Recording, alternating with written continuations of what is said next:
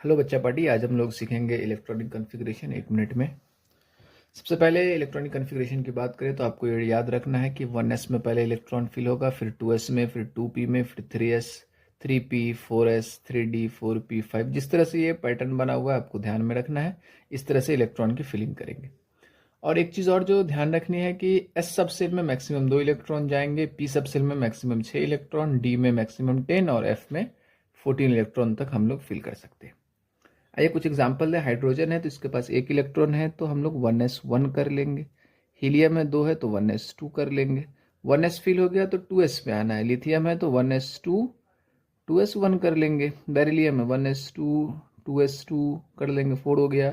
Boron है 1s2 2s2 2p1 कर लेंगे। इस तरह से आगे जाएंगे, नियॉन पे ख़त्म करेंगे 1s2 2s2 2p6 तक ख़त्म हो जाएगा। फिर आगे जाएंगे तो नियॉन को ही रेफरेंस ले लेंगे और 3s में 1 भर देंगे। यहाँ पे आगे इस तरह से बढ़ते जाएंगे। नियॉन में कितना हो जाएगा, 3s2 हो जाएगा। फिर यहाँ पे एज इट इज़ रख के p में स्टार्ट करेंगे, वापस से 3p1 स्टार्ट करेंगे। इस तरह से हम लोग आगे करते जाएंगे। आइए जो इम्पोर्टेंट है वो मैं बता रहा हूँ।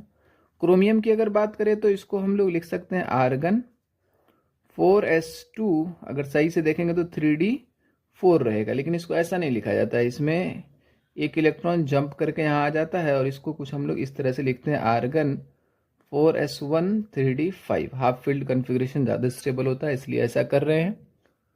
और कॉपर में भी एक्सेप्शन है, इसको भी हम लोग आर्गन 4s1 3d10 लिखते हैं और जिंक को आर्गन 4s2 3d10 लिखते हैं। चलिए, थैंक यू, बाय बाय।